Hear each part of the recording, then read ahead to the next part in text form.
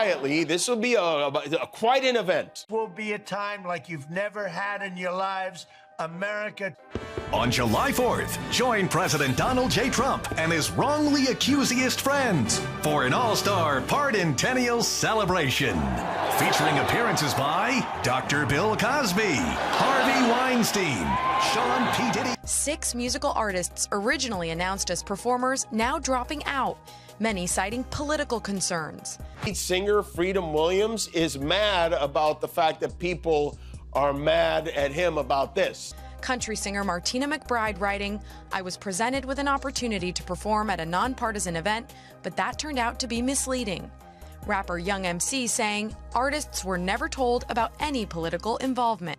And Poison frontman Bret Michaels writing, "It's evolved into something much more divisive than I agreed to be part of." You keep pushing me, I'll do the motherfucking show in North Korea, pissing on a American flag, smoking a Cuban cigar, drinking Venezuelan wine, playing golf with motherfucking Kimmel Jr. with an Iranian bitch on my lap, while Trump's standing there with his in his hand. That's how much of a I give what you think. I'm sitting on the toilet taking the.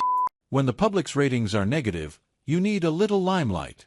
That's exactly what Donald Trump wanted to do with a mega event on July 4th. But he probably never imagined that Trump's grand event would fall flat on its face like this. An exclusive leak from Jimmy Kimmel revealed the real behind-the-scenes drama. Trump's bizarre mass pardon prank to control damage and the band's one-on-one rejections. All in all, there are probably no bigger comedies in the history of the White House.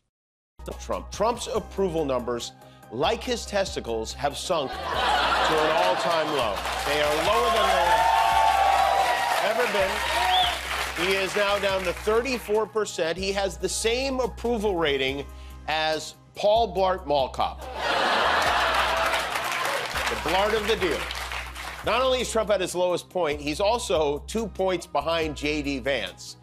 I don't have a joke for that. I just want to make sure he knows he's 2 points behind J.D. Vance. The public support graph is so low that he is even behind his vice president, and on the other hand, he is competing with a comedy character. He is now desperate to calm his ego in such an embarrassing situation. So he has demanded to come into the discussion cheaply, to have his picture put on US dollars. In honor of our country's 250th anniversary coming in July, the Treasury Department is looking to print a special Trump $250 bill. It would look like this. Here he is, the least popular bill since Cosby. And really, what better way to pay for a single tank of gas than with a bill featuring the head of the man who made it cost that much? Now, current federal law says that you cannot do this. It says only deceased people can appear on U.S. currency, but fear not, according to Treasury Secretary Scott Bessent, there's legislation in the works looking to change that so that a living person, Donald J. Trump, could be on the $250 bill. Every day it's a new project with him as the focus. He wakes up in the morning, he goes downstairs, he's like, okay, hear me out. What if we use a laser to burn a picture of me on the moon, huh? There is a push to amend the federal law itself to include the image of a living head of state on currency.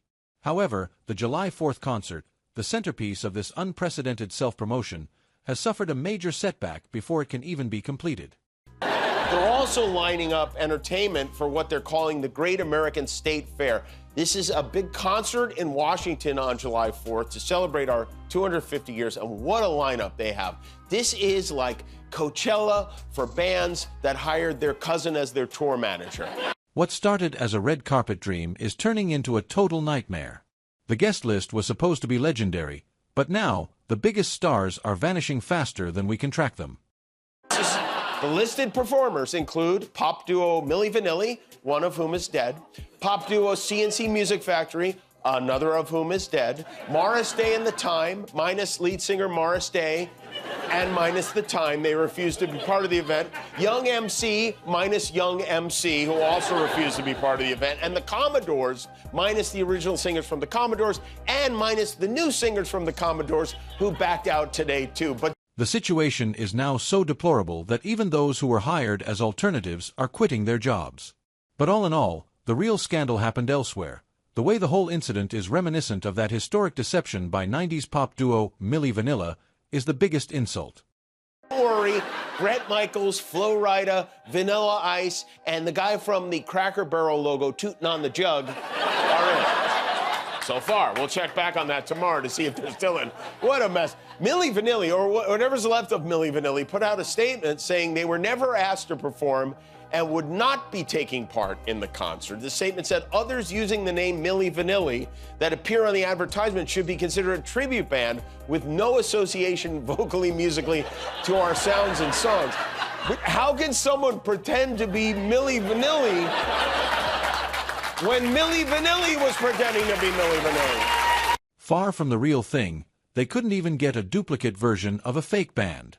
One of the few artists who survived the lineup went on a rampage after seeing the ridiculous lineup. But Jimmy Kimmel reveals that this flop concert is actually just the beginning. There's a bigger, darker secret hidden behind it. What a concert this is going to be. Everything they do, they screw up. They cannot do anything. Another part of the semi-quincentennial celebration will be a mass pardoning ceremony. Trump's planning to pardon 250 current and or future criminals on July 4th, which is something like the Joker would do. He is planning to unleash 250 criminals onto the streets as a twisted Independence Day stunt. Kimmel perfectly summarized exactly who we should expect to see on stage. Quite an event. On July 4th, join President Donald J. Trump and his wrongly accusiest friends for an all-star Pardontennial celebration. Featuring appearances by Dr. Bill Cosby, Harvey Weinstein, Sean P. Diddy Combs, the Gilgo Beach serial killer, the artist formerly known as Prince Andrew, the ghost of O.J. Simpson, and the late, great Hannibal Lecter. Hannibal Lecter, how great an actor was he? Bring your family to join the first family at the Pardontennial celebration.